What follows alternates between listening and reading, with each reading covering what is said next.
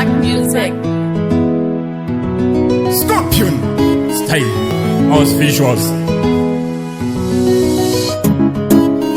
It's a T-1Ne Bouy band session.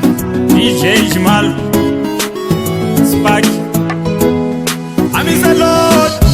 Guide and protect I and it shall be good for every man and neta kind. Dai masango watching the pound and neta one. She knows the no pan neta go T1. I miss a lot. Protect I and it shall be good for every man and neta kind. Dai masango watching the pound and neta one. She knows the no pan neta go T1. Nai ambori ani tine mufunzo be ukama pindura imani. Makambo kuidibira sitarangu painai. Kana kuri kwa chamuno da chinai. Azimwari wa mundo siva kutini wachatofika.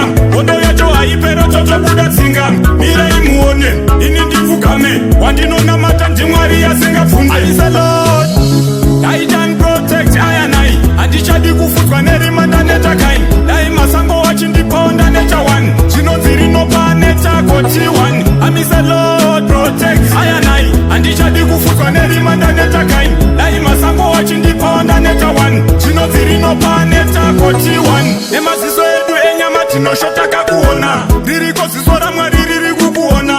Hapana chandaka tata neni sona. Kutosha ope kutida imandi nyuta. Asi hariko mukura no nichengeteta. Angwana muchacho uya muchikururudza. Akupemberera ndiri mwana wehurudza. Zvese zvangu zvamagadala ndichazifuta.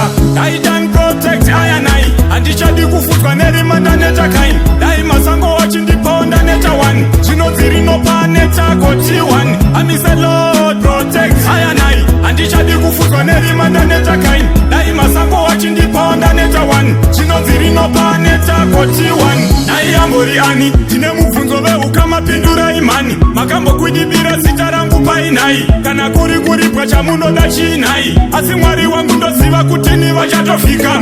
Odo yacho haipero toto